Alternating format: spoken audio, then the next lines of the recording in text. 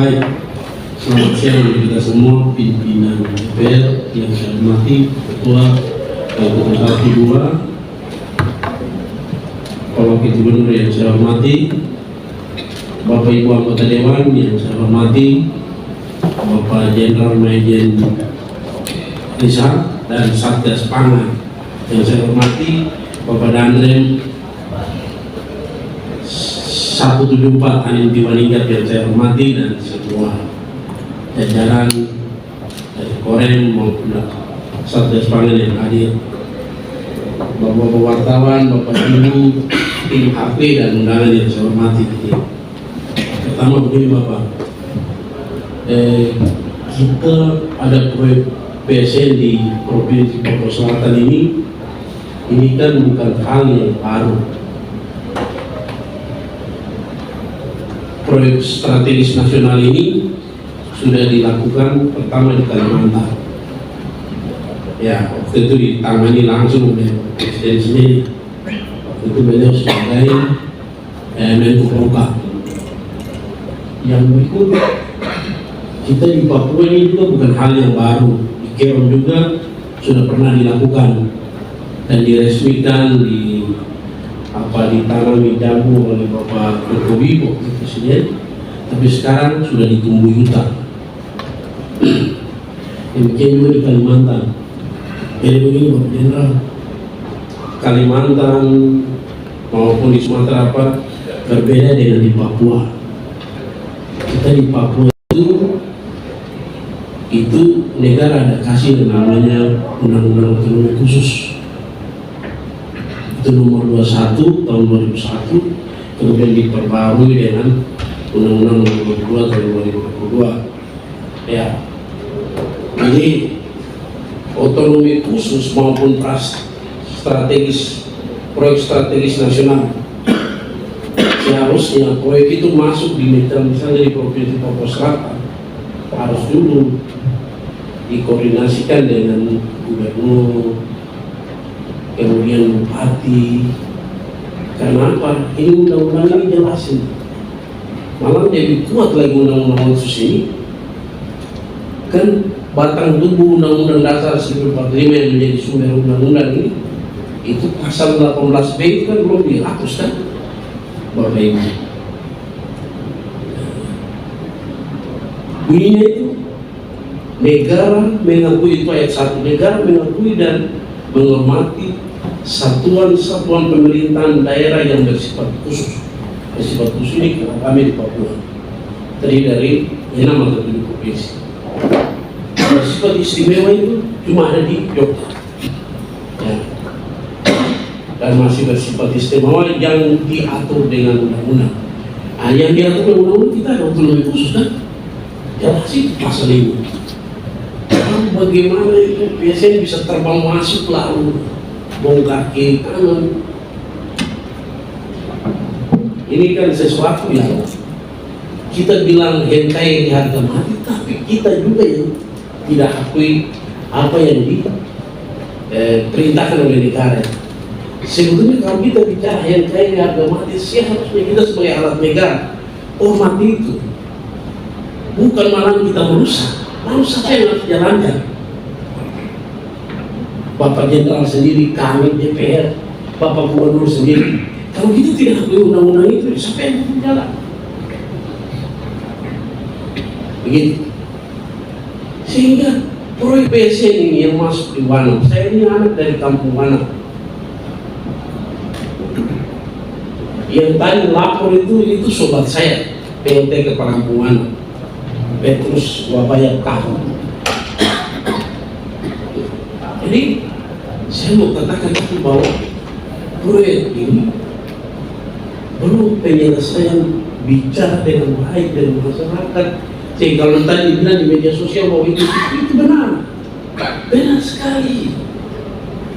Ini belum penyelesaian. Kenapa tadi saya awal bicara dengan itu? Harus diselesaikan dengan masyarakat tadi. Sekarang Bapak Jenderal langsung kena kias. Lah bagaimana dia saya? Saya ini punya tanya. Dan hampir semua keluarga yang masuk dalam tanah saya minta mereka untuk tidak terima uang sebelum kita duduk. Ya, karena apa? Kenapa?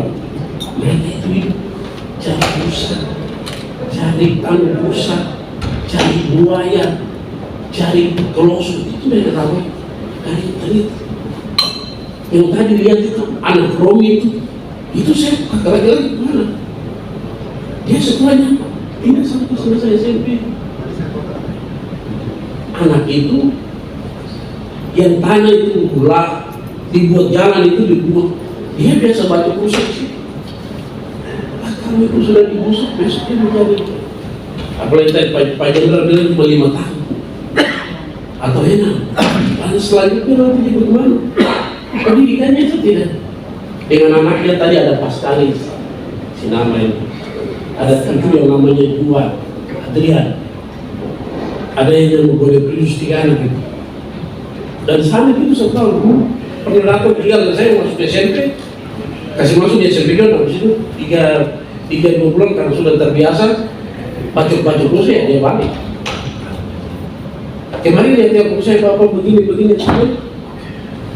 saya bilang dia satu kata saja, bapak ini sudah sekolah, you tidak sekolah. Saya bisa saja bilang tadi itu dipakai, tapi besok mau cari makan enak.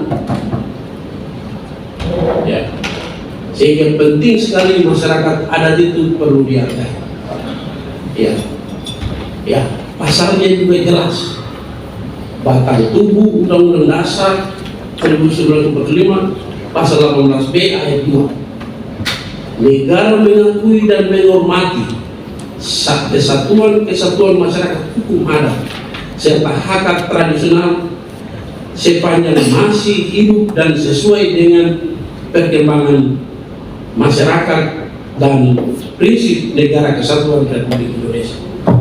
Jelas. Jadi kalau masyarakat adat hari ini bicara mempertahankan tanahnya bukan sembarang. Negara akui itu. Mari kita sebagai alat negara, kita sebagai birokrasi, pemerintah, gubernur, wakil gubernur, kita hormati ini. Karena siapa lagi yang menghormati ini? Lah kita ini sebagai warga negara yang menghormati ini barang itu. Ya. Berikut RT RW tadi Pak Jenderal sudah sampaikan. Wah, bagaimana RT RW fungsi bisa jadi kabupaten gubernur? Sementara RT RW dari kabupaten 4 kabupaten ini belum ada.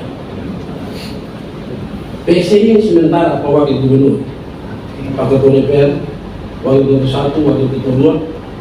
Kita bentuk provinsi ini bukan 5 tahun atau 6 tahun. Sasaran kita, PAD kita itu ada di situ. Kita belum bagi ruang untuk pertanian, kita belum bagi ruang untuk perikanan, kita belum bagi ruang untuk peternakan, kita belum bagi ruang untuk perkebunan. Ini semua kan dominasi perkebunan, baru yang lain. PAD kita bagaimana? Ingat, provinsi ini bukan 6 tahun ini. Provinsi ini selamanya. Kita ini DPR pertama. Ya, gubernur dan wakil gubernur. Kalau bisa RT RW itu dilihat dan jiblatnya harus dari RT RW Provinsi Papua. Lah kalau kita mau cepat-cepat begini, bagaimana provinsi kita ini itu lagi dasarnya?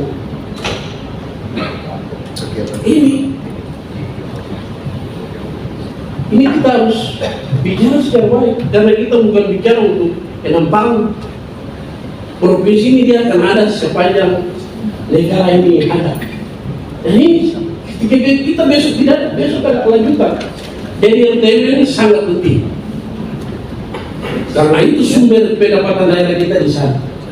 Ya, jangan kita tergojek dengan PSM. Ya, mari kita tata ini baik. Ya, provinsi ini baru saja kita buat ini. Ya, hal ini harus menjadi dasar Pak Wakil Gubernur mohon untuk semua jajaran Pak Polda ini harus perhatikan ini komunikasi dengan 4 kabupaten karena bicara provinsi Papua Selatan bukan angka Kabupaten Merauke. Ya, provinsi ini bukan karena Kabupaten Merauke hadir, tidak. Provinsi hadir karena ada Kabupaten Merauke, Bofedikun, Malbi, Asma. Dan ini harus clear. Ya, saya bisa katakan bahwa RT kabupaten itu belum clear karena tadi ada penjelasan yang terhormat Bapak Danrem sudah kita lihat baik bahwa memang tidak ada. Bagaimana Pak Haji bisa sampai ke Pak Danrem karena RT tingkat kabupaten belum clear. Lalu gimana RT provinsi? Ya, ini harus dipikirkan secara baik. Yang terakhir saya usulkan begini, Pak Jenderal. Dulu saya Pumaito ini orang transmigrasi dari Tanah Miring SP7. Tahun 86 mereka ada di sini.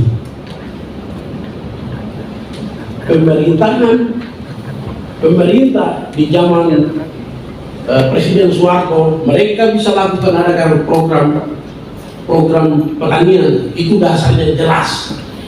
Karena dulu waktu zaman Belanda padi kumbe itu atau dibilang padi kumbe itu sampai menembus Eropa dengan kualitasnya bagus. Ya, kita membongkar lahan sementara kita tidak berpikir untuk bagaimana penataan. Ya, kalau makanya pemerintah waktu zaman pemerintahan Soeharto mereka ada transmigrasi dan sampai hari ini masyarakat di distrik Urip hidup di distrik Malu. Tadi bilang kampung Telaga Sari itu 2019 waktu 2019 tahun lalu yang banjir rob itu bagaimana? Hati-hati masih berlanjut itu. Ya, jangan sampai besok tanam itu. Ini kita curah hujan masih tinggi. Kalau dia turun dari atas, kampung Telaga Sari bisa jadi danau. Ya, itu harus dipikirkan juga. Tapi semua ini terjadi waktu jenengan datang di Merauke pertama atau lahir di sini, sama dengan saya punya istri kan tidak pernah terjadi begitu toh banjir. Ya, banjir itu terjadi karena apa? Karena terjadi pelompatan hutan di atas sana. Ya, dan itu terjadi. Itu semua itu baru jenengan aja di kampung Telaga Sari. Besok di Merauke kita terkena kalau hutan semakin dibakar. Ya, jadi Pak Jenderal, saran saya mari kita selesaikan, kita urus itu. Kalau bisa spesial tetap sawit kita urus distrik Kurik, kita yang justru urus distrik Maling, Tanah Miring, Semangga, kita perbaiki jalan-jalan itu. Petani orang Papua itu menjadi kemudian. Yang pertama ini kenapa masyarakat ekstrans di Paripari ini karena mereka lahir langsung di atas padi. Kami orang Papua, saya harus dulu mengatakan, kami lahir di atas sana. Hari ini kalau Bapak Jenderal nanti ke Wanam, coba telusuri sungai. Kalau dari sini kita jalan dari Merauke sampai Bovenigo, kita lihat ada beva. Jadi masyarakat kita itu masih hidup mengharap makanan dari hutan. Itu data valid. Yang sekolah seperti saya, Pak Wakil Gubernur, Pak Robert, Pak Jack Boku cuma seberapa, tapi semua itu masih berpindah-pindah dari bebak satu bebak mereka pindah. Itu hari ini. Ya, jadi kalau bisa kita menata itu sambil masyarakat asli.